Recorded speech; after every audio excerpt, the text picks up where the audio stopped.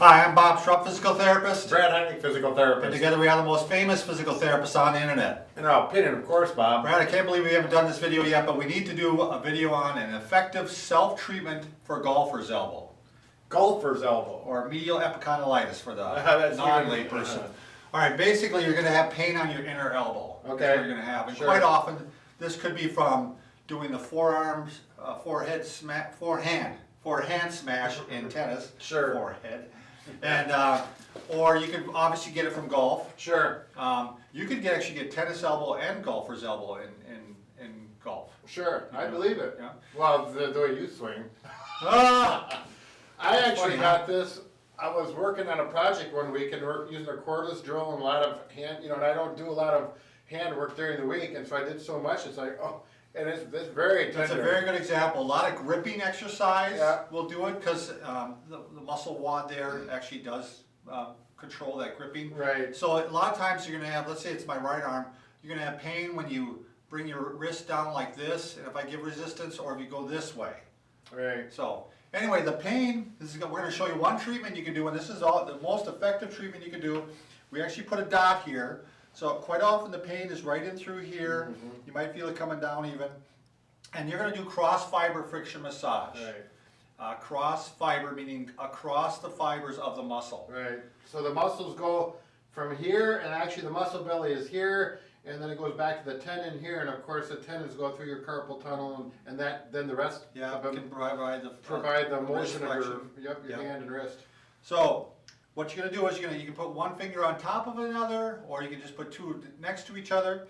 But what you're looking for is you're actually, if you want to look for a bony landmark, this is you're right on the bone here, and you might have to rub on the bone itself or a little bit down further from it. Mm-hmm. You're just going to have to find which spot is really tender. And so here I got the bone right here, so I'm going to rub a little bit below it, so I can put one finger on top of the other. Now I'm rubbing quite hard here, Brad, Mm-hmm. and my guess is this is going to hurt. Now the thing is though, it should get worse and worse and worse. Eventually I'd like to see that it kind of plateaus out or even gets better or numb. Over a period of, A minute. so if you start rubbing on it, it hurts the first 10-15 seconds. If Keep it starts working. getting worse, yeah, after 30 seconds it's still getting worse, stop, Yeah. and then I'd probably just put some ice on it, ice it for a couple days and then try it again. Sure, yep. The thing that is going on here and why this is so helpful is quite often when you've hurt the tendons or the muscle, you've laid down some scar tissue. And that scar tissue gets laid down in like a web. Mm-hmm. And that web is not very strong. So as soon as you start using the arm again, that web breaks open. And so a lot of times it'll start getting better. You go, oh, it feels better. And I start doing something and all of a sudden it gets worse again.